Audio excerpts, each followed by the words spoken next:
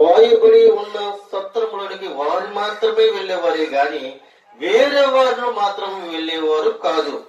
అయితే ప్రియమైన బిడ్డలారా, నీకు ఎంత ఆకలేసినా, నీకు ఎంత నిద్ర వచ్చినా, నీ యొక్క కులములోని, నీ యొక్క గోత్రములో ఉన్న సత్రానికే వెళ్ళాలి తప్ప గాని వేరొక సత్రములోనికి వెళితే నేను ఎవరు కూడా చేర్చుకునేవారు కాదు.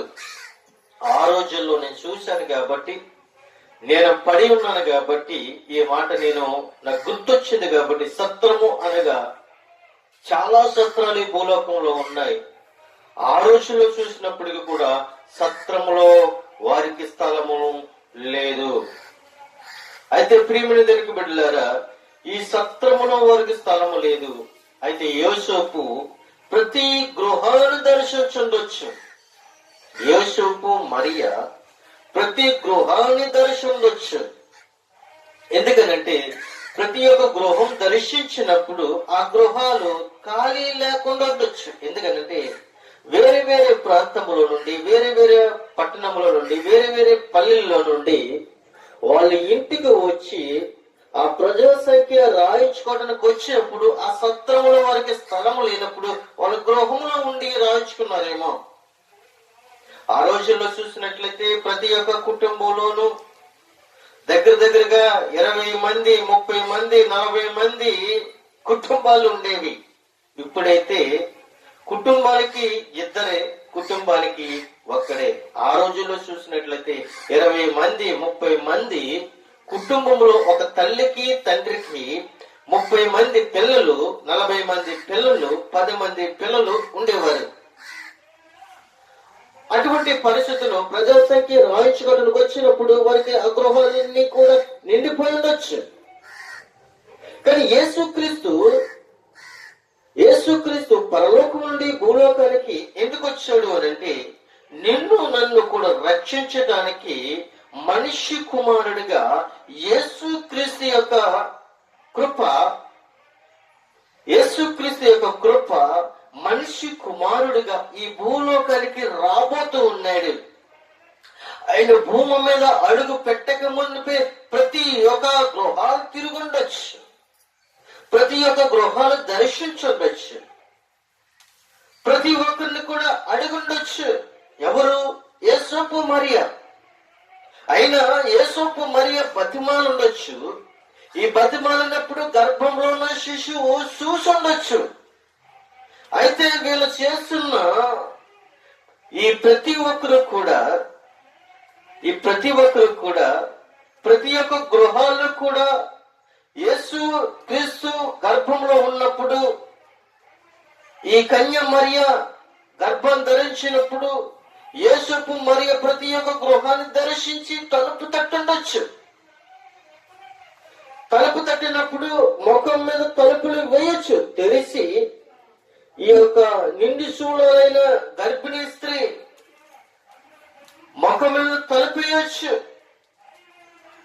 నేను అనుకుంటున్నాను, తలుపు కొట్టినప్పుడు తలుపు తెరుస్తారు, కానీ ఈ యొక్క గర్భముతో ఉన్నది కనుక, నిండి శూలై ఉన్నది కనుక వెంటనే వాళ్ళకి స్థలం ఇవ్వాలేమో అని వాళ్ళ ముఖం మీద తలుపు వేసి ఉండొచ్చు. కానీ ప్రియమైన దేవుని బిడ్డలారా, చాలా శ్రమించారు, చాలా బాధపడ్డారు. చూడండి, యేసుక్రీస్తు గర్భంలో ఉండి ప్రతి ఒక్క గృహాన్ని దర్శించినట్లుగా ఇక్కడ ఉదాహరణగా చూస్తూ ఉన్నాం. అయితే చాలా మంది కూడా అంటారు, చాలా మంది తెలియక ప్రతి ఒక్క గృహం దర్శించినప్పుడు దారిలో జన్మించాడు అని అనుకుంటారు. అయితే ఆయన దారిలో జన్మించలేదు. ఆయన జన్మించింది మన హృదయంలో జన్మించాడు. యేసుక్రీస్తు మన హృదయంలో జన్మించాలి. అయితే సత్రములో వారికి స్థలము లేనందున, శస్త్రములో వారికి స్థలము లేనందున ఆయన పశువుల తొట్టులో పరుండబెట్టెను. చూడండి ప్రియమైన దేవుని బిడ్డలారా, యేసుక్రీస్తుకు జన్మనిచ్చారు. మరియా యేసుక్రీస్తునికి జన్మనిచ్చింది. అయితే యేసుక్రీస్తును పొత్తుగుడ్డలతో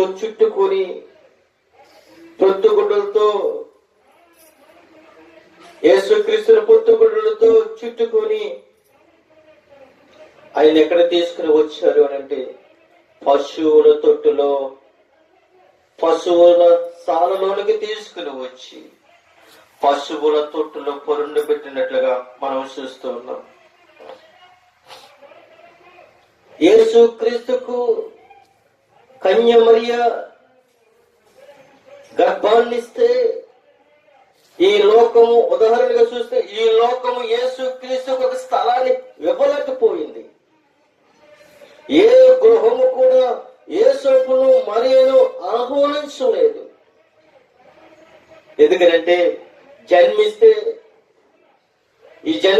పురుడు వస్తే మైలు అని ఇంచుమించులు మైలు వస్తే 30 రోజులు 40 రోజులు ఆ ఇల్లుని, ఆ ఇంటి వారిని అపవిత్రంగా చూసేవారు ఆ రోజుల్లో. అటువంటి పరిస్థితి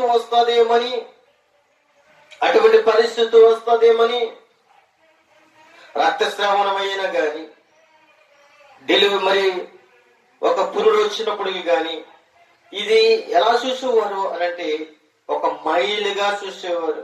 30 రోజులు, దగ్గరికి 30 రోజులు 35 రోజులు ఆ స్త్రీని గాని ఆ ఇంటిని కానీ దర్శించేవారు కాదు.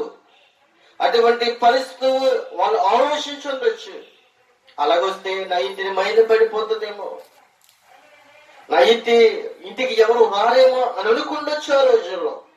కానీ ప్రియమైన దేవుని బిడ్డలారా, యేసోపు మరియా వాళ్ళు తగ్గించుకుని ఒక పశువుల తొట్టుని తీసుకుని, నేను అనుకుంటున్నాను అందులో కొంచెం గడ్డేసి ఆ గడ్డ మీదకంతా వస్త్రాలు వేసి దాంట్లో పడుకు పెట్టుండొచ్చు. ఎందుకంటే యేసుక్రీస్తుకు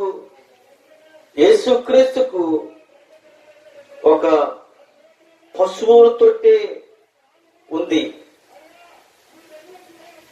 అతను పడుకోవడానికి పశువుల తొట్టి మాత్రమే ఉంది. ప్రియమైన దేవుని బిడ్డలారా, నీ కుమారుడని గాని నా కుమారుడని గాని ఆ నెలలో పసుగుడ్డలు తీసుకుని వెళ్ళి ఆ యొక్క తొట్టులో పెడితే సమాజము ఎన్ని రకాలుగా మాట్లాడుకుంటది.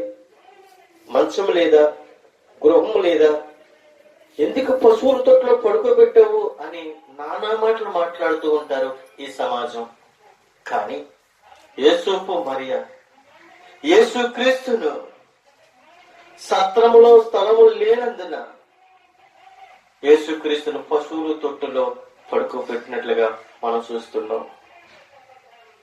ఒక పశువులు తినే దానా తొట్టులో యేసుక్రీస్తును పడుకోబెట్టారు. యేసుక్రీస్తు యొక్క జన్మదినం ఎలాగుంది అనంటే పడుకోవడానికి కూడా, ఉండడానికి కూడా సరైన స్థలం లేదు. అయినా వచ్చింది, ఎరువుగానే వచ్చాడు లోకానికి. ఆయన పుట్టింది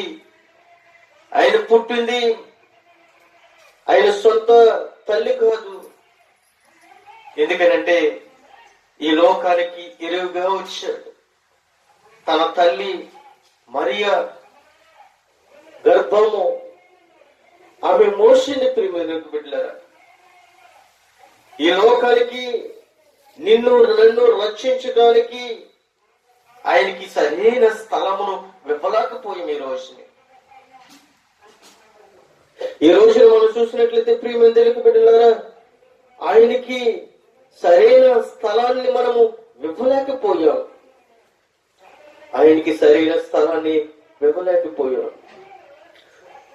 అయితే ఆయన అంటూ ఉన్నాడు, ప్రియమైన దేవుని బిడ్డలారా, తొలుసూరు కుమారుడనే మాట సమాజము గాని మరియ తరువాత కాలములో బిడ్డలను కన్నదే అనే వాస్తవాన్ని సూచిస్తూ ఉన్నట్లుగా మనం చూస్తూ ఉన్నాం. బహుళుడైన యేసు పశువుల తొట్టులో పరుండు పెట్టిననే ఆ కుటుంబ పశువులు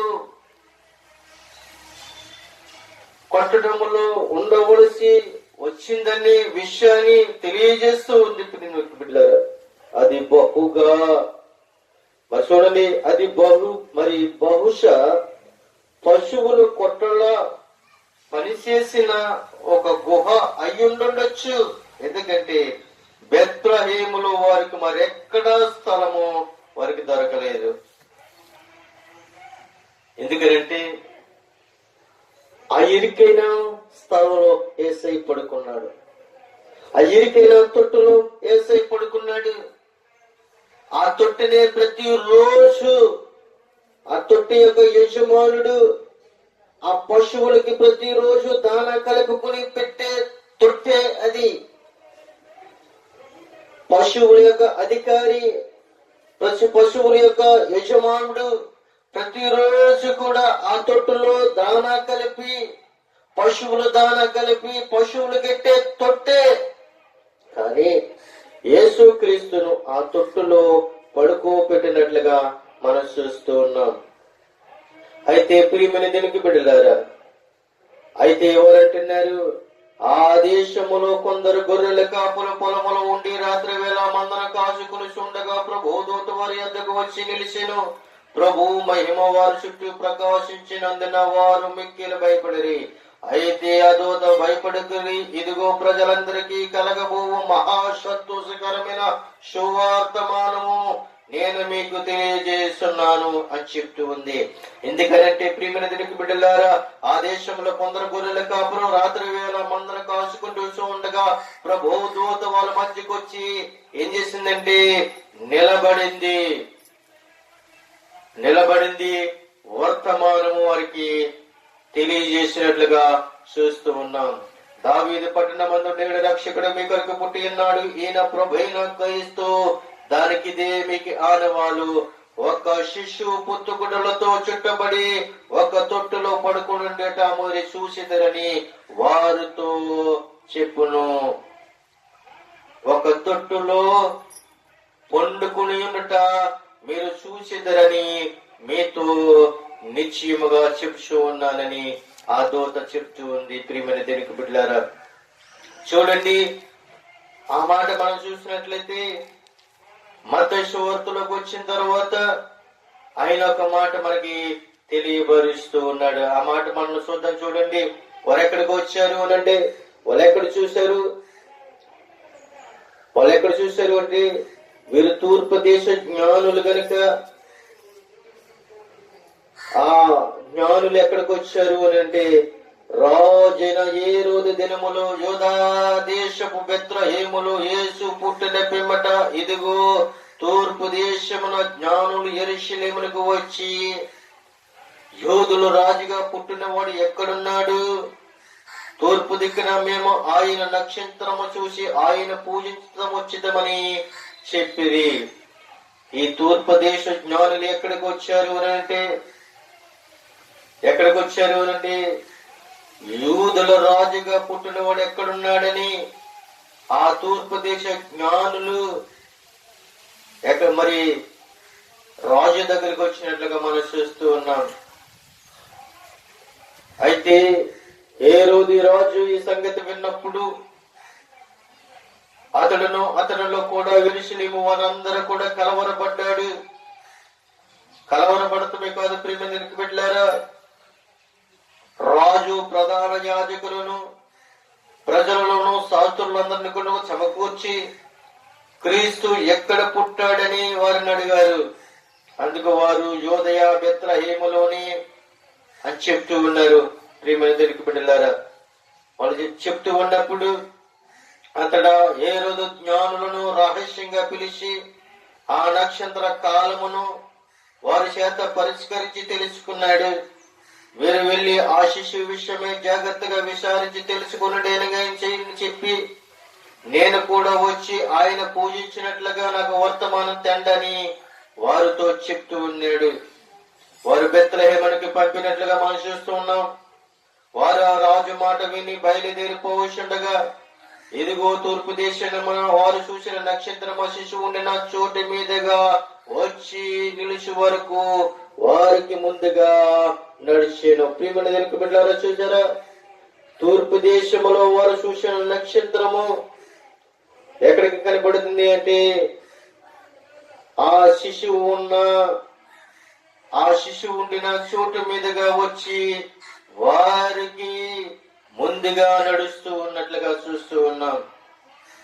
వారు ఏం చేస్తారు అనంటే, వారు ఆ నక్షత్రము చూసి అత్యానంద భరితులై ఇంటిలోనికి వచ్చి తల్లి అయిన మరియను ఆ శిశువును చూసి సాగిలపడి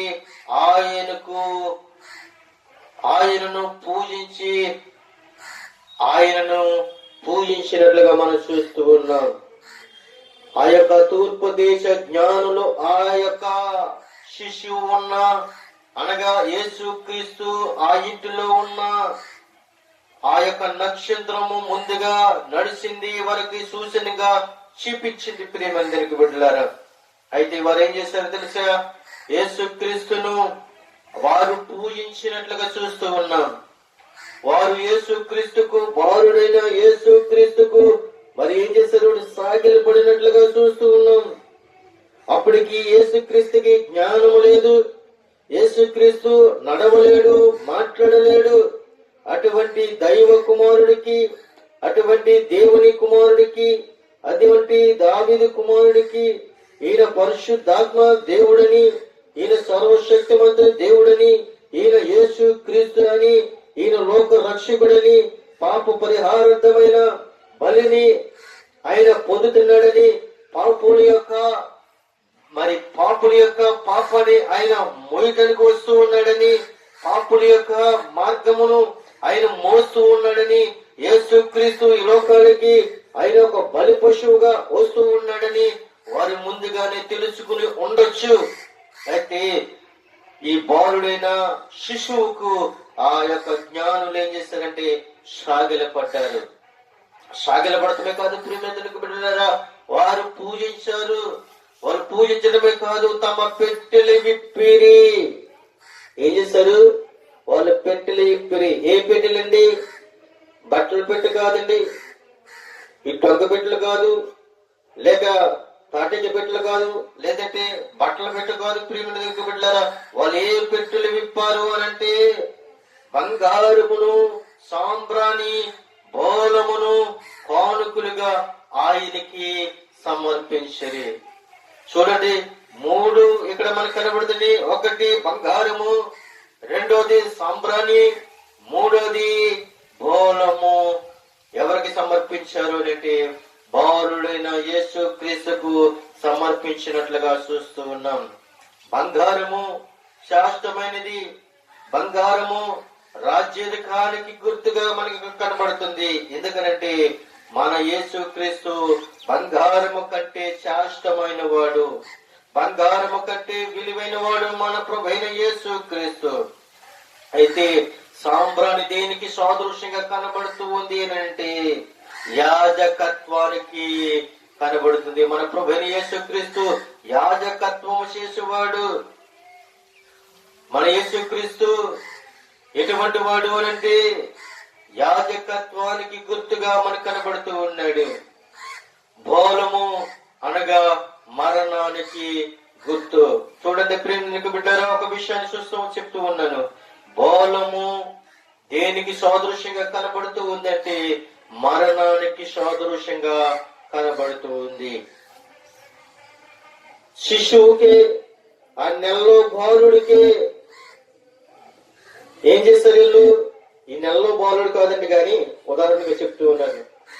ఈయన దగ్గరగా వాళ్ళు అక్కడికి వచ్చినప్పటికీ దగ్గరగా పరిశోధించినప్పటికీ 2 సంవత్సరాలు పట్టినట్లుగా అక్కడ మనం చూస్తూ ఉన్నాం. అప్పుడు ప్రభువైన యేసుక్రీస్తుకి ఆ తొట్టులో ఉన్నప్పటికీ దగ్గరగా 2 సంవత్సరాలకు ఆ తూర్పు దేశ జ్ఞానులు అక్కడికి వచ్చినప్పటికీ, ఆ ప్రాంతానికి వచ్చినప్పటికీ, అక్కడ పరిశోధించినప్పటికీ 2 సంవత్సరాలు వచ్చినట్లుగా మనం చూస్తూ ఉన్నాం.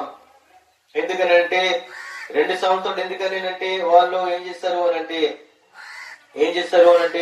ఆ జ్ఞానులు తన్ను అపహాసించరని హేరోదు గ్రహించి బహు ఆగ్రహం తెచ్చుకుని ఏం చేశారు తెలుసా? తాను జ్ఞానుల వలన వివరముగా తెలుసుకున్న కాలములను బట్టి బెత్లెహేములోను దాని సకల ప్రాంతములోను 2 సంవత్సరముల మొదలుకొని తక్కువ వయసు గల మగ పిల్లలందరినీ కూడా వధించాడు రాజు. అప్పటికి యేసుక్రీస్తు వయసు 2 సంవత్సరాలు లెక్క కట్టారు ఆ రాజు. అక్కడ ఉన్న జ్ఞానులందరూ కూడా, శాస్త్రులందరూ కూడా లెక్క కట్టారు. యేసుక్రీస్తు కనబడిన కాలము, పుట్టిన కాలముల నుండి ఇప్పటి వరకు వాళ్ళు వచ్చిన కాలం వరకు లెక్క చూస్తే దగ్గరగా 2 సంవత్సరములు ఉన్నట్లుగా మనం అక్కడ చూస్తూ ఉన్నాం. ప్రియమైన దేవుని బిడ్డలారా, బాలము అనగా మరణానికి సాదృశ్యము. నిజమే. ఎందుకంటే ఎవడన్నా చనిపోయినప్పుడు ఏం చేసేవారు అంటే ఆ యొక్క చనిపోయిన యొక్క బాడీ పాడైపోకుండా ఉండడం కొరకు ఏం చేసేవారు అంటే జాలి పౌడర్ అని ఆ బాడీ మీద చల్లేవారు. అప్పుడు ఆ స్మెల్కి, ఆ యొక్క క్రిమికలకి ఆ బాడీ ఏం చేసిందంటే పాడైపోకుండా ఉండడం కొరకు ఆ జాలి పౌడర్ అనేది ఆ రోజుల్లో చల్లేవారు. ఇప్పుడైతే మామూలు పౌడర్ చల్లుతున్నారు, కానీ ఆ రోజుల్లో చూసినట్లయితే జాలి పౌడర్ దేనికంటే ఆ చనిపోయిన బాడీకి మాత్రమే కొట్టేవారు. చూడండి, ఒక ఉదాహరణగా మనం చెప్పుకుందాం. ఈ రోజుని ఏదో ఒక ఇంటిలో ఒక స్త్రీ గాని పురుషుడు గాని పుట్టాడు, జన్మించాడు అని నీవు గాని నేను గాని, నీ బంధువులు గాని నా బంధువులు గాని, మనము ఆ యొక్క బాలుడు పుట్టాడని సమాధి పెట్టి మనం పట్టుకుని వెళ్ళి కానుకలు గాయిస్తామా? నెలలో పిల్లోడు ఇయాలే పుట్టాడని మనము అందరూ అన్ని వస్తువులు పట్టుకుని వెళ్ళారు. నీవు ఎప్పటికైనా అవసరం ఉంటుంది కదా అని అనుకుని సమాధి పెట్టినట్టుకుని వెళ్తామా? వెళ్తే ఏమంటారు? ఒకసారి ఆలోచించండి. చాలా మంది చాలా రకాలుగా ఆ వ్యక్తిని బుద్ధి లేదా, ఈ రోజు పుట్టిన వ్యక్తికి సమాధి పెట్టిని కానుక గాయిస్తావా అని చాలా మంది చాలా రకాలుగా మాట్లాడతారు. అయితే ప్రియమైన బిడ్డలారా, కానీ వీళ్ళు యేసుక్రీస్తు జన్మించినప్పుడు ఆ తూర్పు దేశ జ్ఞానులు ఏం తీసుకుని వచ్చారు అంటే బంగారము, సాంబ్రాణి, బోలమును తీసుకుని వచ్చినట్లుగా మనం చూస్తూ ఉన్నాం. వారు ఏం సమర్పించారు? బంగారము, సాంబ్రాణి, బోలము. బంగారము శాస్త్రమైనది, బంగారము కంటే విలువైన వాడు నా ప్రభువైన యేసుక్రీస్తు. సాంబ్రాణి యాజకత్వానికి గుర్తు, నా ప్రభువైన యేసుక్రీస్తు. ఆయన ఈ లోకానికి నిన్ను నన్ను కూడా రక్షించడానికి ఆయన యొక్క మాటగా మనం చూస్తున్నాం. మనమందరము కూడా సాంబ్రాణితోనూ, ఆ రోజుల్లో ధర్మశాస్త్రము మనం చూసినట్లయితే యాజకులందరూ కూడా ఆ ధర్మశాస్త్రము ప్రకారంగా వాళ్ళందరూ కూడా మందసము మీద ఏం చేసేవారంటే సాంబ్రాణి వేసి ధూపము వేసినట్లుగా మనం చూస్తూ ఉన్నాం. మూడోదిగా వాళ్ళ బోలం తీసుకుని వచ్చారు. బోలము అనగా మరణానికి సాదృశ్యము. ప్రియమైన దేవునికి బిడ్డలారా, ప్రభువైన యేసుక్రీస్తు ఈ లోకానికి ఆయన నిన్ను నన్ను కూడా రక్షించడానికి వచ్చాడు, నిన్ను నన్ను కూడా కాపాడడానికి వచ్చాడు, నీ కొరకు నా కొరకు ఆయన మరణించడానికి వచ్చాడు, నీ పాపము నా పాపము ఆయన మోయడానికి వచ్చాడు. ఆయన పుట్టుకలోనే ఆయన మరణాలు చూసినట్లుగా మనం చూస్తున్నాం. ఆయన పుట్టుకలోనే మరణాలు చూసినట్లుగా మనం చూస్తున్నాం. ఆయన పుట్టిన కాలం నుంచి కూడా ఆయన అద్భుత కార్యములు చేశారు. ఆయన అనేక మందిని స్వస్థతపరిచాడు. అనేక మందికి అద్భుత కార్యాలు, కుటుంబ సమస్యల్లో గాని, బాధల్లో గాని, వ్యాధుల్లో గాని, శోధనలో గాని ప్రతి సమస్యను కూడా విడుదల చేసి నీ పాపాన్ని నా పాపాన్ని ఆయన మోసి మన పాప భారాలన్నీ కూడా ఆయన భరించి ఆయన మరణించడానికి కూడా ఆయన చిత్తంగా ఉన్నాడు. ప్రియమైన దేవుని బిడ్డలారా, ఆయన మరణి నీ కొరకు సిద్ధంగా ఉండడమే కాదు, నీ కొరకు నా కొరకు ఆయన ఈ లోకంలో మరణించాడు. నీ కొరకు నా కొరకు ప్రాణం పెట్టిన యేసుక్రీస్తు. ప్రియమైన దేవుని బిడ్డలారా, ఇక్కడ కొన్ని విషయాలు మనం చూస్తూ ఉన్నాం.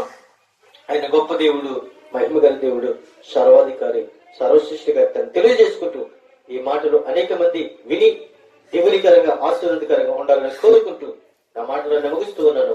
కొద్ది మాటలు దేవుడు దీవించి ఆశీర్వదించును గాక. ఆమేన్.